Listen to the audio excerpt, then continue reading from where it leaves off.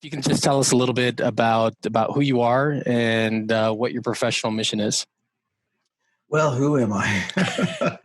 Well, I'm a psychologist by training, and I have worked on a variety of settings over the years with different focuses.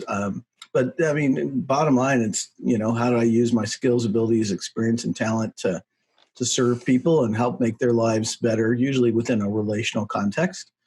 I've tested students for 30 years that have learning difficulties, ADHD and dyslexia and all that kind of stuff, and have helped with that. I did some consulting for a number of years, still do a little bit with family-owned businesses and deal with the family issues intertwined with business and working together, and moved into business succession planning and tying the family communication and relationships in there. And then it was through that I saw the opportunity to possibly utilize the 5 love languages in business relationships. So moved that way and been doing that along with the other 2 things for the last 10 years. But the appreciation at work kind of work and then related toxic workplaces has been sort of my focus the last 10 years. Fantastic. And I know you referenced the 5 love languages. I have my copy readily available. It's seemingly become just a standard of relationship culture. It's helped me in my relationships. I know Emilio feels the same way. And you just mentioned that you've written a work on the languages of appreciation in the workplace. I know Emilio has that copy very handy as well. There you go. Can you tell us a little bit about how the book came to be? Sure. Your inspiration and why you think it matters? Yeah, so I was consulting with a family business in North Carolina and meeting with the father/CEO/patriarch, and asked him, we were doing a transition plan to one of his sons. And I said, how's this plan going? He said, it's going well. My son's stepping up. I think it's going to work out okay. I walk across the hall and ask his son, same question. He said, this is a disaster. It's never going to work. I can't ever please my dad. And at that point in time, my wife and I were working through the 5 love languages personally, probably for the 3rd or 4th time. I'm sort of a slow learner on that stuff. And Are we all? I was going to say. And I thought, I wonder if this could work. So I actually pursued Dr. Chapman for over a year. And he had sort of the what I would call the nicest bulldog administrative assistant I've ever met. That is just tough to get through. But I finally met up with him and met and pitched the idea, and wasn't real keen initially on the book, but I pitched the idea of creating our online assessment, which became the Motivating by Appreciation Inventory. Built that, started to do some little trainings with, small businesses or not-for-profits in my area, and showed him material. He said, hey, let's go ahead. And so he said, he had a number, he was writing all the time, and he said, I've got some projects going. Why don't you go ahead? So I spent the next year working on the book while I was traveling, and then got it to him, and he really made it sing, and then we went from there.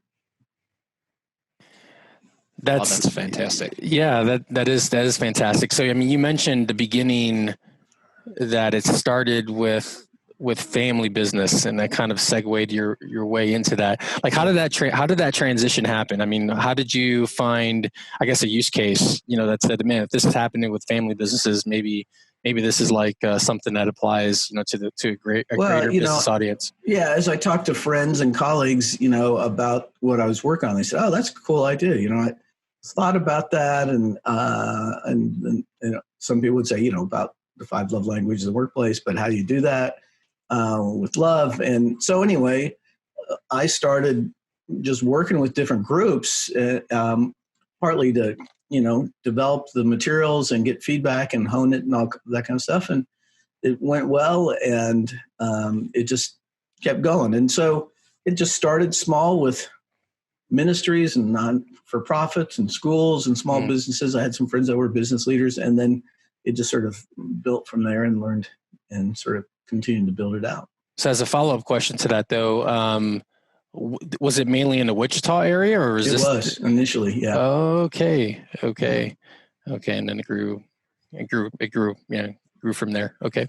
Yeah, I appreciate that. Yeah, I mean, so at this point, the book came out in 2011. I think the online assessment we had a paper and pencil version initially. The online assessment came out a couple of years later. We rewrote the book. I rewrote it in 2019, brought it up to date on research. But, it's gone well. We sold 450,000 copies of the book. We've had 245,000 people take our online assessment, and developed some online train the trainer materials called the Appreciation at Work Training Kit, and had 900 people worldwide go through that, 26 countries. Our book is in 22 languages, and it's amazing. So, congratulations. That's fantastic. Yeah, that's awesome. So we've been talking, 400,000 people have had their hands on it. For those who haven't, can you briefly walk us through what the 5 appreciation languages are and maybe an example of each? Sure. Yeah. So they're the same in name as the 5 love languages, but they look and are applied differently in work-based relationships. So first one's words of affirmation. And, that's giving a compliment or writing an encouraging note. The thing about in the workplace, and what we found over time is that just knowing the language isn't necessarily sufficient. You'll have to also know the specific actions that are important. Because some people like, just a personal one-on-one compliment. Others don't mind being, praised in front of a small group, their team or something like that. Others, a lot of reward recognition programs do these big kinds of things. Mm-hmm. And we've actually found that 40% of most employees don't like to go up in front of a large group. So you can actually sort of, shoot yourself in the foot that way. So it's about being very specific. We have 90,000 people on our newsletter list, and we do polls occasionally and ask people what they don't like about words. And they don't like to hear good job, because it's too vague, it's impersonal, it doesn't mean anything. That's a great point. No, Mike and I are laughing because one of my pet peeves is when people say, good for you. It's just the insincerity of it. At least within, kind of our modern day, nomenclature, it can be annoying. So it's funny that you mentioned that. Yeah, we really teach and model people to be really specific, and also to tell why what they've done is important. So words, and we've done research, 46% of the employees have words as their primary language. So it's the biggest one, but still over half the employees have a different language. So quality time is the next one. It's about 26%. Quality time is sort of broken down in 2 ways. One is some people, and more in former days, would like time with their supervisor or manager, spend time either, picking their brain, getting some input, or be able to give input. But more and more younger employees prefer to hang out with their friends and, go to lunch together, do something afterwards. But it's largely, it's both about focused attention that, so you're not doing something else, on your computer or cell phone or whatever. But, listening and sort of paying attention to what's going on with them. Right. So quality time is there. Acts of service is the third one. That's about 22%. So 1 out of every 5 employees. Acts of service, it's not rescuing somebody who's not doing the work. It's more, best context is when you've got a time limited project that you're working on, you got to get it done. What's something somebody could do that would help you out? Whether that's help you on it, or maybe, run interference so you don't have to answer the phone, deal with email so you can stay focused on it. Maybe help you with some daily tasks that have to get done so you can keep going on the big project, that kind of thing. I mean, I had one CEO tell me, he said, my language is get her done. Don't tell me stuff, don't give me stuff, just help me out. So, and for those people, there are a number of people that words really are just not what they want. They don't trust them because it's sort of like, words are cheap, that kind of mentality. The fourth language is tangible gifts. And in the work setting, it's not bonuses, raises, that kind of thing. It's more just small things that show that you're getting to know your people. So it could be bringing in their favorite kind of coffee, making sure when you order in pizza, you order in the kind of pizza they like. So like a personal touch. Yeah. Absolutely. And could be, let's say they're training for a marathon or something like that. You get them a running magazine about, stretching, say, hey, I know you're training for this. So it's not so much just about work. It's just about their life and getting to know them. And then physical touch is the interesting one,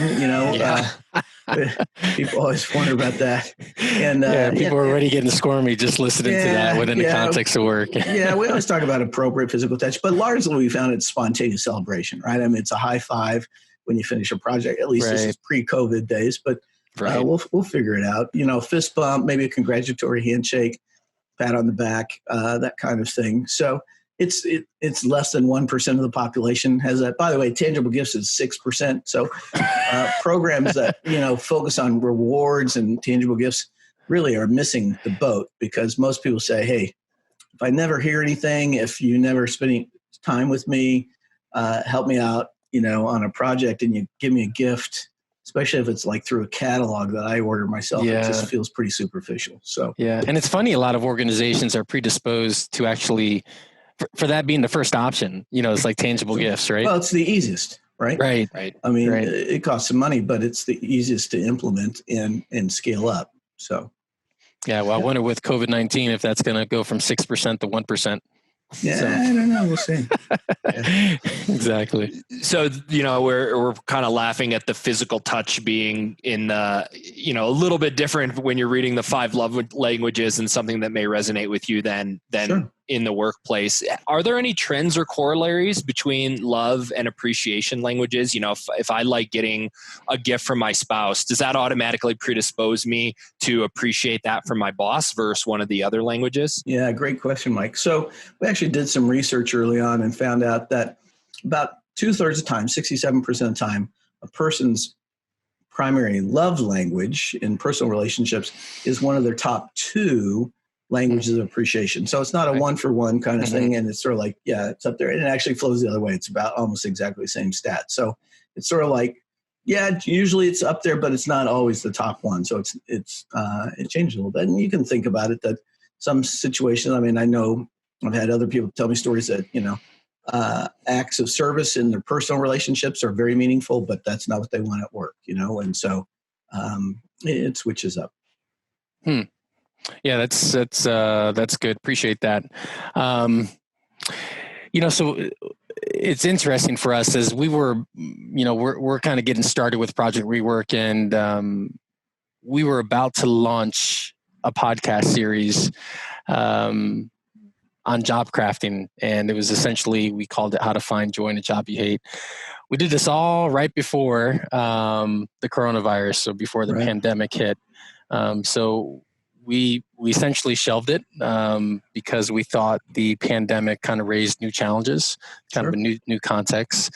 So as we thought through what message we wanted to start with, we landed on essentially appreciation, recognition, specifically affirmation. We feel, and the evidence seems to indicate, that appreciation, affirmation are instrumental in the rebuilding of teams, instilling confidence, providing support, among your coworkers, your colleagues through this. So we saw that as a starting point for businesses and teams to thrive like right now. Obviously, you're an expert, as we saw in your book, in appreciation, affirmation, recognition, the language associated with that.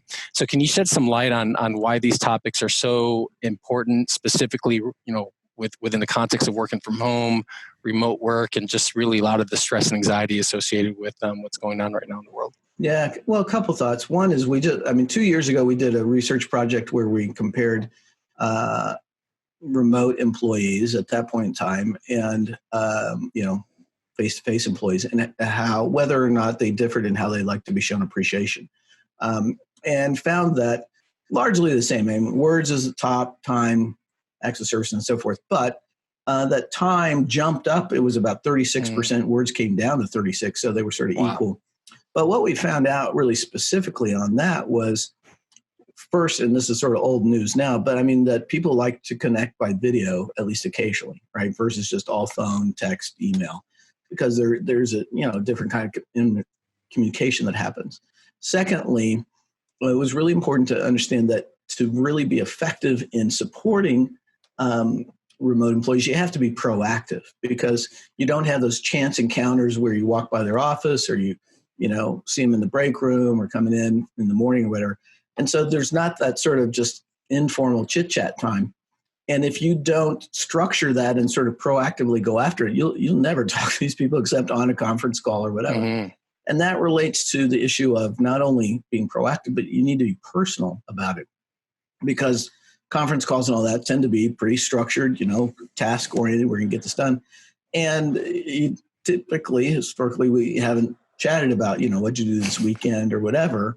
And so you have to do that. Otherwise, the relationship sort of degrades down to just a work. Yeah, like really utilitarian. Yeah, absolutely. And sort of treat them like a work unit rather than a person.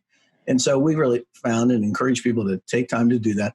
And the other part that's related to what we mentioned before, it's not just about relating with their supervisor or manager, but they want to connect with their peers. So like today, we have one traditional remote worker, and then that we've always included in our team meetings, that kind of stuff.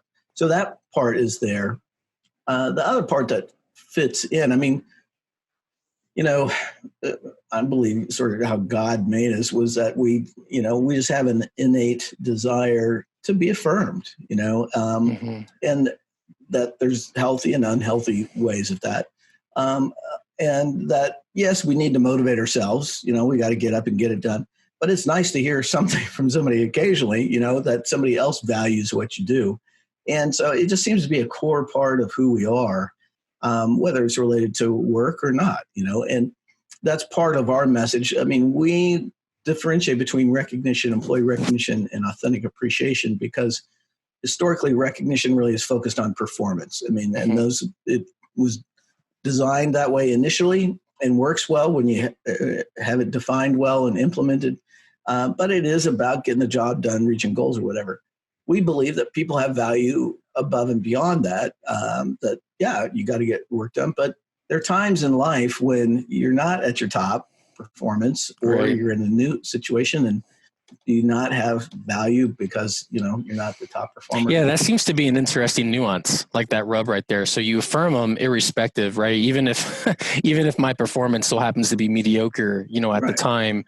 So I guess one is the affirmation that we do it irrespective of that. But maybe have you seen evidence that if you do affirm that could potentially be a catalyst to improving for someone else, maybe improving think about their performance? It this way. I mean, so you go through a tough time in life. A couple of years ago, my sister died unexpectedly, and we were close. And I was certainly just an emotional wreck, and I got stuff done, but I wasn't at my best. Well, my team supported me. It wasn't about work. It was just I was hurting. It was a tough time, and so that encouraged me to keep going. Or if you're senior parent, you got to deal with getting them in a home, or you got a teenager out of control. I mean, there are times in life where we just need support, and it helps us get through those, and we come out on the other side, ready to roll. Whereas, another example is it's well known that the top 10 or 15% of a group are the ones that get recognized for performance repeatedly.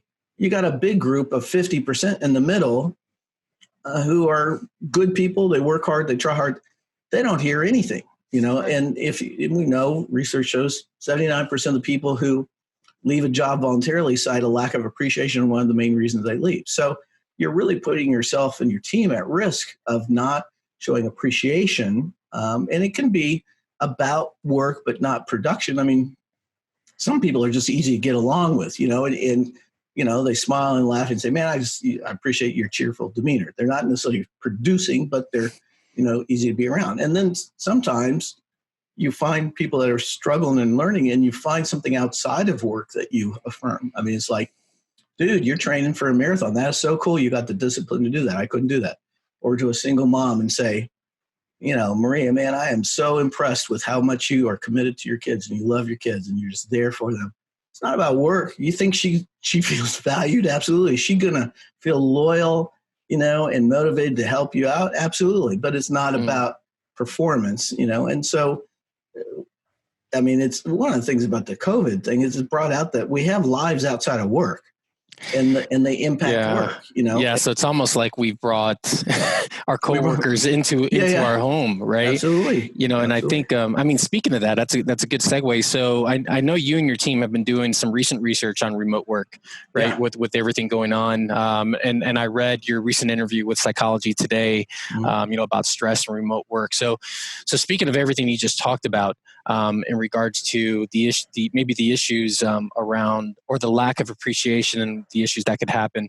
I mean, have you seen those issues being exacerbated with remote work, or what kind of evidence are you finding, over the last, I guess, month in your research? Well, what we did is, this new group of what we call newly remote or working from home people. Yeah, you got two right here. Is that right? Okay, so That's I'm in it. So they're different because they're forced to work remotely, whereas people before chose.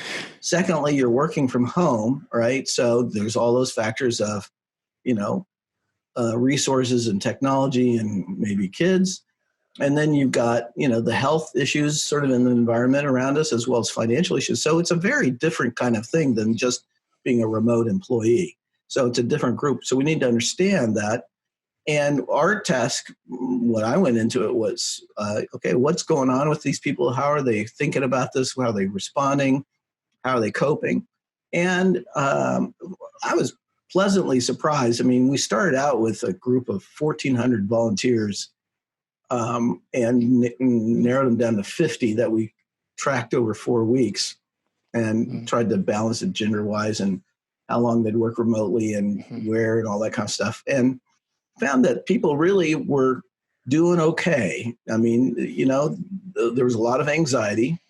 And we looked at what they were anxious about. I mean, largely health about their family more than themselves, about the world at large and the economy, and then themselves, and then future financial stuff, not so much current financial, because at that point in time, these people were still employed, and there weren't, this is before the big 3 weeks of, people getting laid off, 30 million people or whatever. So, but they also were engaging. We found a difference between people who engaged in some self-care behaviors.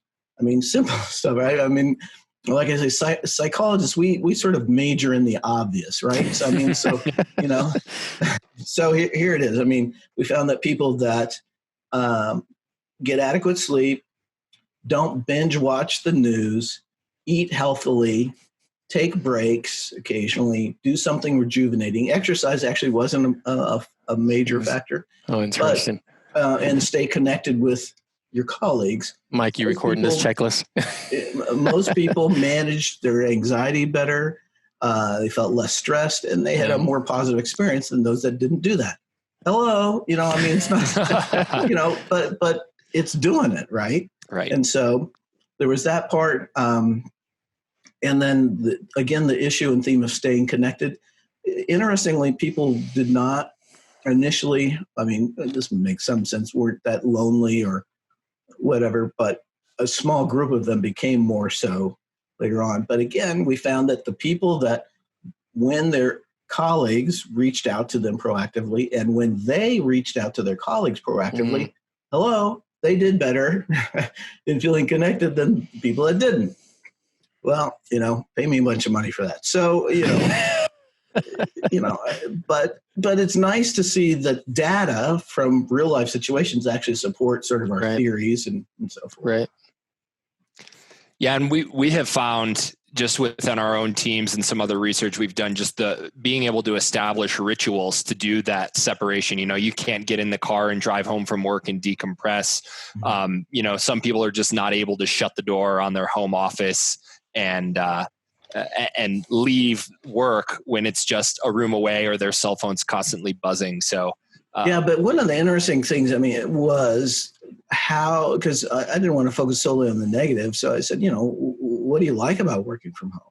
And it was an amazing majority of people said, I love the time I've gathered from not commuting and in post interviews, not having to get ready for work every day. Because for mainly women more than guys, I mean, they spend a lot more time than we do.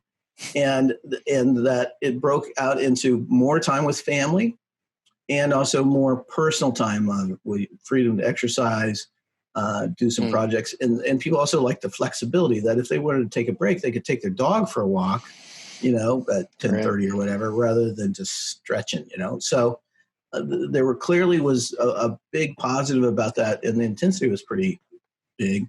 And that I think is going to carry over potentially I mean, the economics will drive some of this, but people would like to continue to work at least partly from home, maybe one day a week or every couple of weeks or something like that. Yeah, it's been an interesting case study for a lot of companies. Yeah, and some research shows the productivity hasn't diminished. Mm. So. Yeah. We're definitely seeing the value in the demonstration of more appreciation. You did mention, unfortunately, a number of companies seem just rooted in the pick something from a catalog. Thank you for your service. Based on research, your own practical experience, what are some tips and to have a catalyst within all of our own organizations to try to drive a new culture of appreciation? Well, it's sort of like most behaviors, especially, social behaviors and group change. It's always best to start with yourself. Yeah. And to learn about it, and we identified 4 core factors that help communicate authentic appreciation. First, it needs to be regular. I mean, once a year or every, 6 months at your review is not going to cut it. Regular means different things in different relationships, but it's not once every 6 months. Secondly, it needs to be in the language and actions that are important to the recipient. So you have to find out what's important to the other person. That's where our motivating by appreciation inventory comes in. It's a cheap thing. It's $15 for the basic version, $25 for the expanded one and different work settings. And it identifies a person's primary language, their secondary language of appreciation, their least valued, which is sort of your blind spot thing that you don't think about, and the specific actions and from whom you want it. And our expanded version actually identifies ways you don't want, so people can avoid that. So you got to be specific. Thirdly, you got to be personal, and it's got to be individualized. So just a group blast email doesn't really get it done. I mean, it's an okay start, but people want to know that you've observed what they're doing that you value, and it has to be perceived as authentic. And so, and we in our training, that we offer and have people go through to be able to teach others, talk a lot about authenticity, about what gets in the way. And we teach people, if you're not really appreciating somebody, don't try to fake it because it doesn't go well. So you work on that. We have a model of how to think through it. But, the best place is to start somewhere. Most people sort of think about it.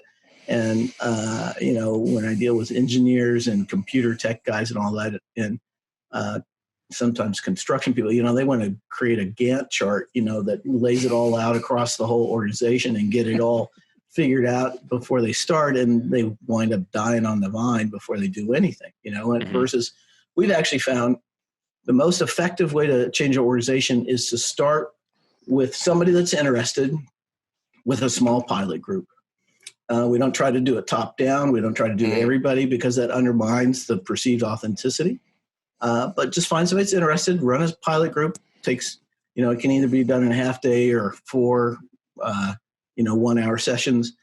And other people watch and they see. And lots of times there's sort of a positive peer pressure that arises in the sense of, hey, why do they get to do this and we don't get to do it? And so then you do it. And we've gone all the way across Miller Coors, across DirecTV. We're working with Caterpillar right now. That it just starts through a number of hospitals, and it just sort of, virally goes through because it's about being personal and authentic and not just going through the motions. So when you go to these companies, you're saying you start with you ask to say, let me start with a general cross-sectional group, like from maybe all levels and horizontally across the org? Yeah, no, I don't even do that. So what I'll do is I'll go into an organization and do sort of like an overview for the leaders and management so they understand the concept. They get the language, because if somebody talks about an act of service, they don't know what that means. And then often we'll do pre-work with like an HR team or trainers, and have that 1, 2, however big the group is, go through our online train the trainer course. Takes a couple hours, online, self-paced. Then they're ready to lead a group and say, hey, who would like to take their, your team through this? And, get 1, 2, or 3 and have their team run it with them. And, I'm providing support afterwards. And then it goes from there. Okay. That's fascinating. So it could be, in accounting, it could be in shipping, it could be. Yeah, it could be anywhere. Mm-hmm. Yeah, it's just that I like the idea of the positive peer pressure. If you see this group is being treated to this opportunity to be trained, and it's like, hey, well, what will it take for us to be included? That's and one of the key lessons we learned early on, we did focus on managers and supervisors, but fairly quickly people said, hey, I want to know how to encourage or support Susan because, I'm trying and it's not working, and we found that teaching colleagues and peers how to show appreciation rather than all the responsibility on managers and supervisors was key because, first of all, you may have a manager or supervisor who's not interested. And so then you're sort of what? I'm like chopped liver just sitting out here. And secondly, it's too much weight. And so it empowers people to be able to take responsibility to encourage one another rather than it's all. That works best if both the supervisor and the colleagues are doing it, right? And then it sings like, an opera. So it's cool, but it's not just about top down kind of focus.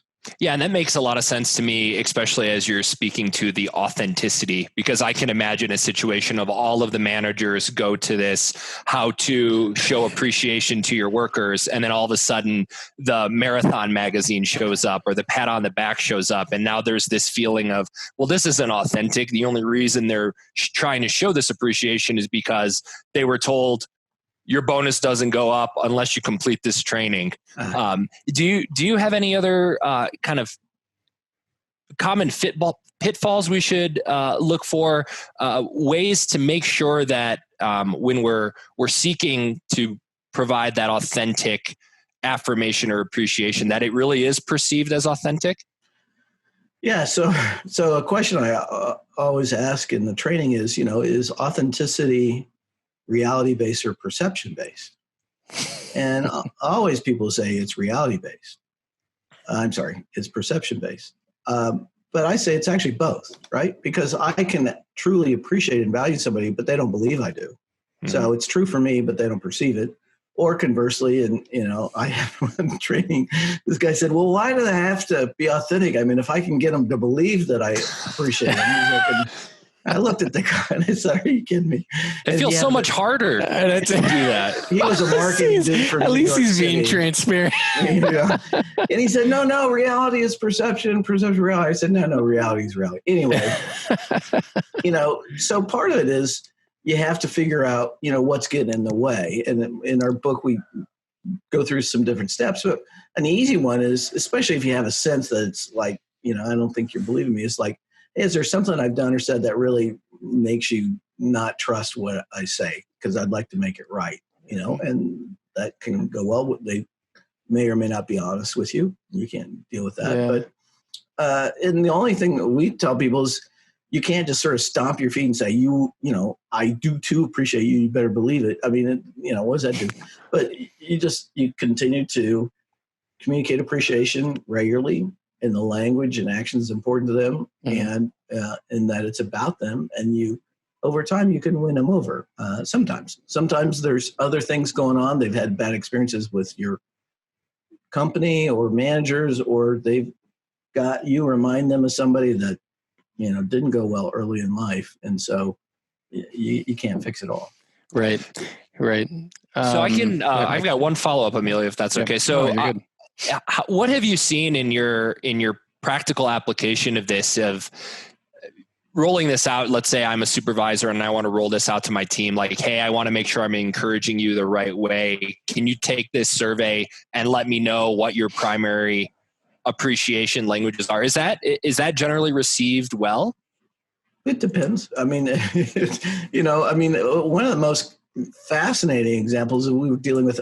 Still work with a mining company out of South Dakota and Wyoming and Colorado. And, the majority of their employees are either truck drivers or cement truck workers or miners. And, but the leadership said, hey, and there was also this culture, that they valued their people. So, but the frontline guys, attached onto it, and we have little, symbols for each of the languages. They wanted get those printed and put on their hard hats and all that kind of stuff. So what we found is it doesn't matter on the industry. It's really about the supervisor and the leadership. And that if you have somebody that wants to lead and wants to make it work, and you're going to have individuals that aren't. And we talk about that different people respond to the model differently. Some people are excited about it. They're like, cool, I know about the 5 love languages. I think it's fun to do it at work. There's some people like, sort of hesitant, but, open. There's some people who are just like, I like it, but I'm just like overwhelmed. I can't do with it right now with what's going on. We're doing a computer switch, kind of thing. And there's some people that aren't interested. And we just say, you don't have to participate. Just stand to the side and don't be obstructive, right? Right. And we find that when people do that, they sort of watch and see, and they get on board over time.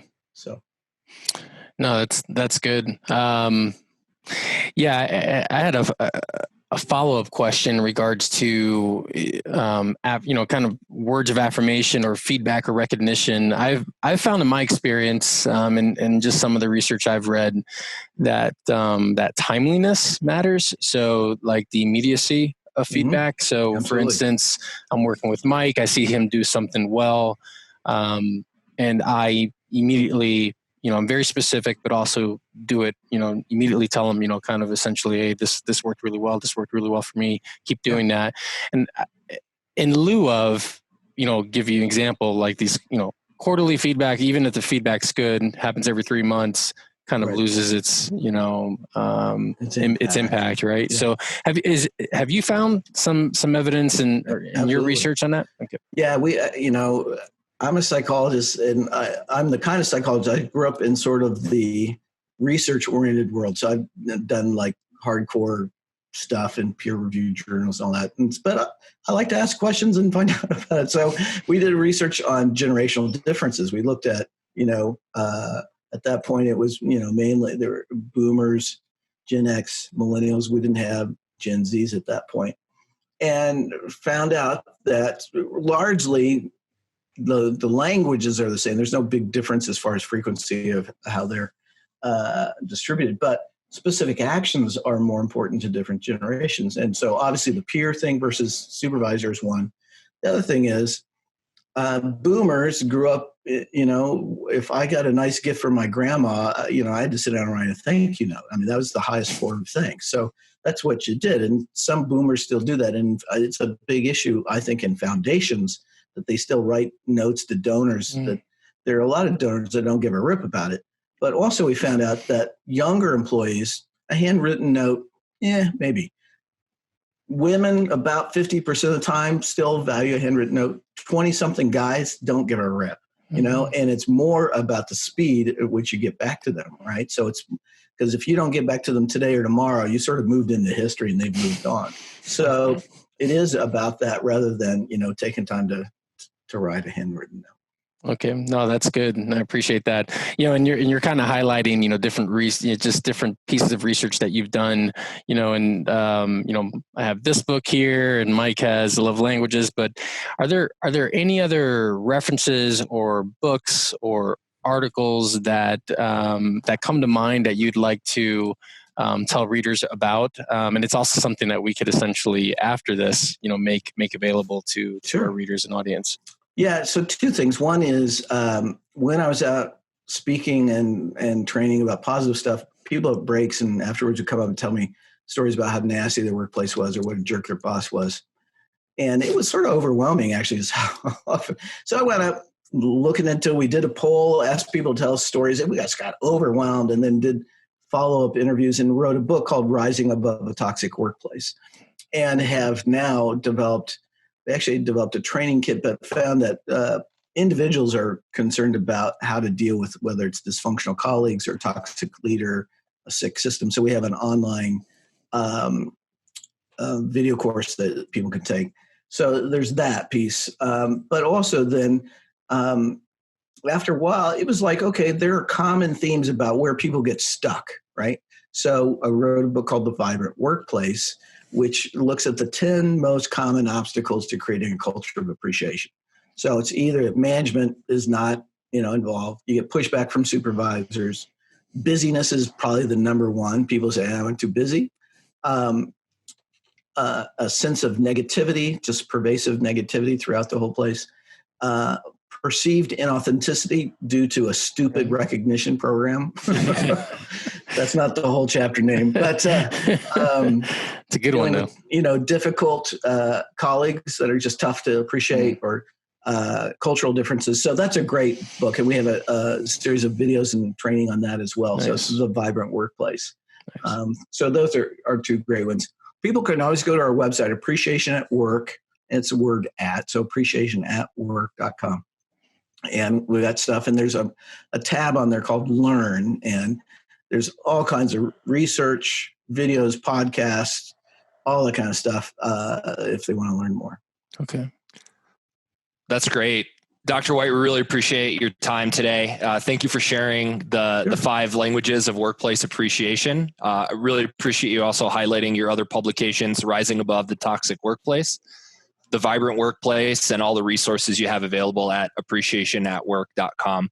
We'll have all those resources linked out in the show notes for you to take a look at. And again, Dr. White, really appreciate your time and your research and dedication to this really, really important topic. Yeah, this was great. Thanks for having me. I enjoyed the time. For sure. You take care. Thank you so much. You bet. Yeah, thanks. Bye.